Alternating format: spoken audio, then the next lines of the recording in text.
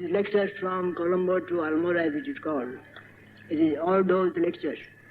We find one theme which he stresses in almost all the lectures, and that is about the Indian national ideal. The national ideal of India, he says, is religion. Moksha is the ideal of the nation.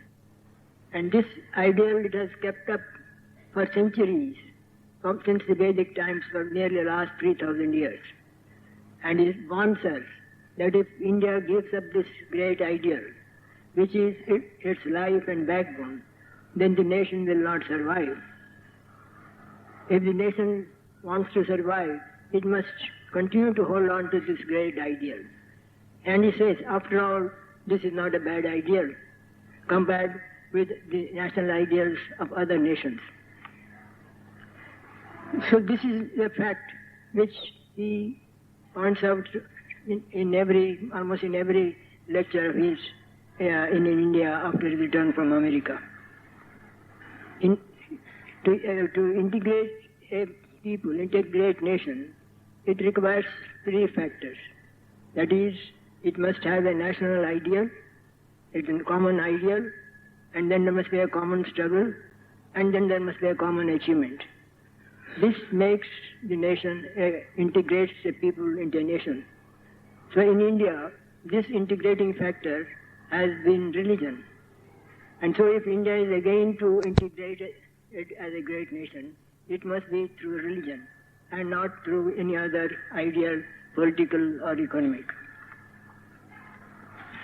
When Swamiji went to America from India at the Parliament of Religions, when his speech was received with great acclamation by the audience, and he became a success there. And afterwards also, when he lectured all over America, the Western people, the American people, received his message of Vedanta with great eagerness, and all the papers in the Western press were in full praise of him. This had its effect on the Indian people also. The echo, as it were, of that great noise created there reverberated in India also. And the whole nation, in the Indian India, woke up, as it were, from its age-long slumber and became conscious of their national life, and that they had some great ideals, some things which the outside world needed, and that India need not always be in the position of a beggar receiving from the West, but it had also certain things which were of great value to the Western world if it will survive. And so it will be not always taking, but it will be a give and take, and on an equal level of friendship, not of any superiority, inferiority. India had to take something from the West, learn something of materialism from the West. It will be good for her. And similarly, the West had to learn something from the East, some some religion and spiritualizing forces, which will be good for the West. So that will strike the balance. The success of Swamiji in the West, as I told you, awoke the nation from its age-long slumber. And the nation had got the idea of self-confidence, and that roused the whole nation. There was great criticism in the Indian press and also appreciation of Swamiji from respective press who had different ideas of their own, you see, and self-interest. Even the British government looked with suspicion this national awakening, though it was in the field of religion. The government was afraid that this awakening may also spread to other fields of the national life. And of course it did. After this awakening of national consciousness in religion, it spread to other fields also. When Swamiji came to India after his lecturing tour in America, He, at one of the lectures in South India, in some place on his way from Colombo to Madras, he had forecast the future of India in saying, the sleeping giant is awake. India is awake. She will never again sleep. She will rise again, and no power outside or inside will be able to keep her down. And she will take her rightful place in the Committee of Nations, and her voice will be heard, because her voice is a voice of goodwill and peace to the nations. So what he told some 75 years ago, he finds is being realized today.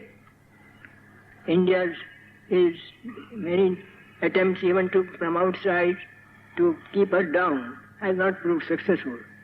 And she has taken her proper place in the Committee of Nations.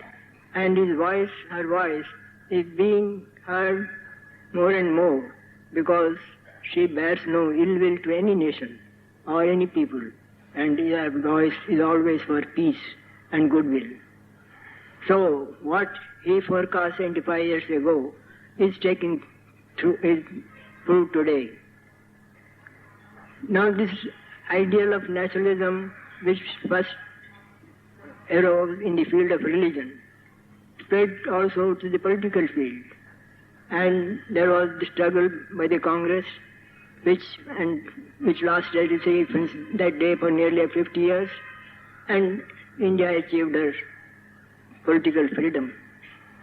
After attaining the political freedom, this national consciousness again went, to another field, and that is the field of economic field, for economic freedom. The concept let himself free from the economic strangle and handicap under which he is suffering today. And the government also is helping in various ways by new laws to bring about his freedom. But though nobody will say that the present conditions are quite satisfactory and this struggle is not of any good, nobody will say that who has got a little bit of right thinking, that this economic difference should go. Everyone will agree. Because, as we say, if the blood in our body does not circulate through all the limbs of the body, if it does not circulate to any part of the body, then that part of the body gets, weak, and probably it may suffer from a gangrene, which will jeopardize the life of the person. Similarly, if wealth accumulates in a few hands and does not circulate through the body politic, the same effect will be there on the nation. It jeopardizes the national life of the nation. So, this wealth should circulate throughout the body politic of the nation. But when you try to bring about these changes, which will change the form of society in which we are living, and to a socialistic pattern, as we say, many obstacles will come in the way. And the most important one is the selfishness of man. Man's selfishness cannot be obliterated so very easily. So those who have will not easily give what they have to those who haven't got it. That selfishness man will work in various fields. And though there are many laws may be made to prevent such selfishness, yet the selfish persons will find newer and newer ways to evade law and to get what they want. So it's a very hard job to evolve a socialistic society unless the people of their own accord subscribe to this great ideal and take part in it with great eagerness and giving up their selfishness. But this giving up of selfishness is not a very easy thing. It cannot be removed by an act of parliament as Swamiji said, I am a socialist, not because socialism is a panacea for all our ills, but because half a loaf is better than no bread. So socialism is not a panacea for everything. And he says, whatever be the political ideal, it depends upon the goodness of man. And what makes man good? Not an act of parliament, but religion. So ultimately, it requires the help of socialism to establish a socialistic society. He wants a religious background, a religious basis. In that case only, it will be possible to bring about this change in society very easily without much struggle and competition. Now, this religious ideal, Swamiji says, and also we have to some extent in the Gita also, if we take up the ideal of the Karma Yogin, the Karma Yoga that is described by Sri Krishna in the Bhagavad Gita, that is the fully socialistic message, I should say. And if we only take to that, but why should we take to that? It will be the question. The thing is this, if man is shown that what makes him suffer in this world is his selfishness, and if he becomes unselfish, and then all his bondage will be removed, and he will enjoy eternal bliss, happiness, anandam. If that he is made to realize that, then he will of course try to give up this lower selfishness and go for the higher selfishness, as you like to call it, because that will give him greater happiness and bliss than this wealth and power and other things of this world. So, ultimately, if this religious ideal is taken up by the nation, and then only these things will become very easy. Swamiji also has given his own what you call solution for this. He has given this great ideal of Atmano Mokshartam Jagadhitaya, for the welfare of the world and for our own welfare, for the salvation of the individual and for the good of the world. That message is based on the teaching of Sri Ramakrishna.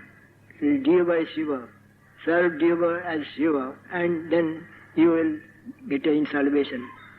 So, all kinds of work that are done, if you do it with this spirit, that your work will no longer be a bondage, will no longer be work, but it will be raised to the level of worship and upasana, which will help you to attain God realization.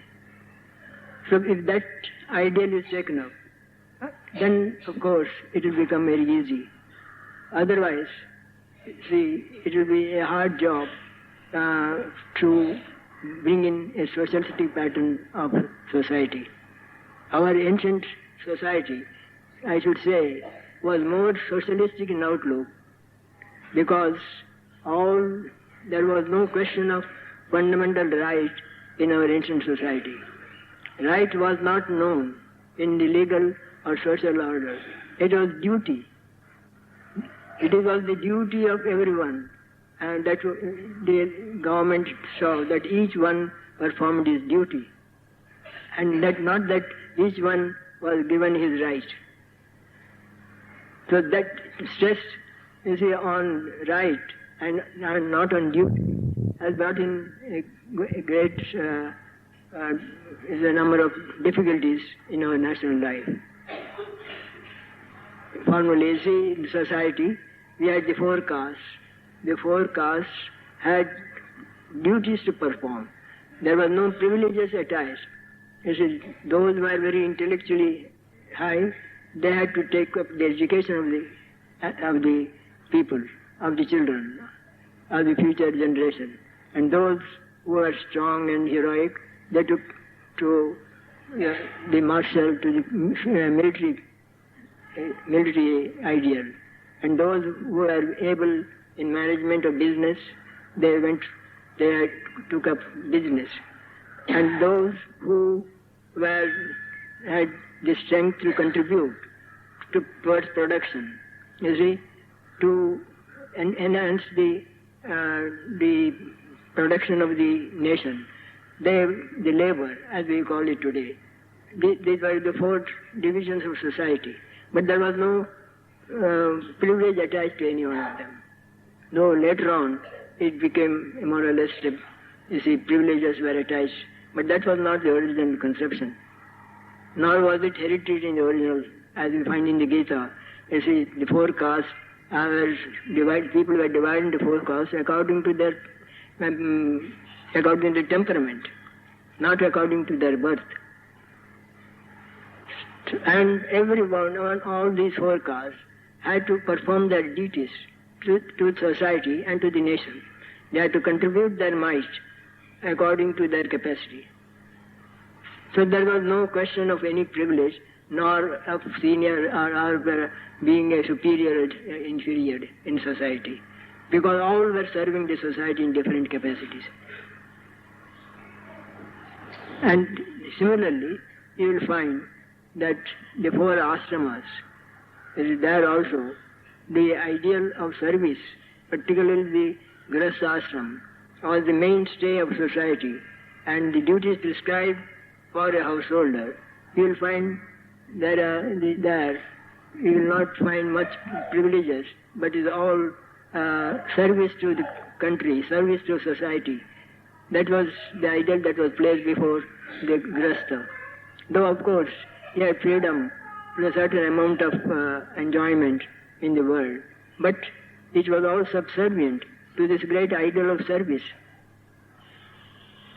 So, in our ancient society, the stress was placed on service to the nation, to service to society. And all the smritis, you will find that this is the point that is stressed, and not any right, as we find it today. So, this ideal of service alone can bring about a change in our social outlook without much trouble. It is inevitable that society must be changed, and it will be changed. We cannot halt it. And if we want to make it a smooth evolution, then it is only when we take up to this religious ideal that it will become smooth and without much, trouble or even probably strikes and ill feeling and all that, which are likely to be aroused without the lubrication, as it were, I should say, of religious ideal. So, religion is the main thing, and with religion we have to integrate the modern, the new economic ideal, socialism, and also we have to integrate with it the new ideal of science and technology. So these three should be integrated into one national ideal, and that is the message of Swamiji. Swamiji's, at least I can say that in Swamiji you find all the three. He was for the poor. He had found in his childhood or race there will be no hope for the country. So he was for the poor, and his main idea was that the religious spiritual ideal, and he is also for the Western science. He once told, I would rather die in the hands of a qualified doctor than get cured by a quack. That was what he said once. I will rather die in the hands of a qualified doctor than be cured by a quack. So that was the stress he placed on science. And actually, his outlook was scientific, and he was imbued with the modern thought. When he met Sri Ramakrishna, Sri Ramakrishna was completely unaware of the modern thought, scientific thought or reason this is the age of the reason and all that. He was purely brought up in the ancient spiritual ideal. And when they two met, you see, it was a clash between the Eastern spiritual ideal and the modern Western scientific thought, represented by Swamiji. And the clash resulted in the victory for the spiritual ideal of the East. But the Western scientific thought was not altogether obliterated. These two combined in Swamiji, you see. And like the Ganga and Jamuna, you see, they joined together, these two ideals, in Swamiji. And Swamiji became the ideal man of the modern age. And with this, he sympathy for the poor, which he pointed out could be worked out by this idea of Atmano Mokshartam Jagaditaya. Then you see, finding in him all the three integrated, and he becomes, as it were, the national perfect man for us to follow. All these, what he has solved, were received by him from Sri Ramakrishna. And that's why he says, Sri Ramakrishna is India, and India belongs to Sri Ramakrishna. So, the great ideal of synthesis of all things, political, economic, social, as well as racial, national, all these, and as also the high and low, you see, castes, everything, have been solved and synthetic, and Sri Ramakrishna has given the solution for all these complex and contradicted ideas. And that's why he is our national ideal. We have to follow him and make him the ideal for the nation. Then only the nation will rise again, as Swamiji predicted, to heights more than before. India will rise to greater heights than before. The greatest height probably that was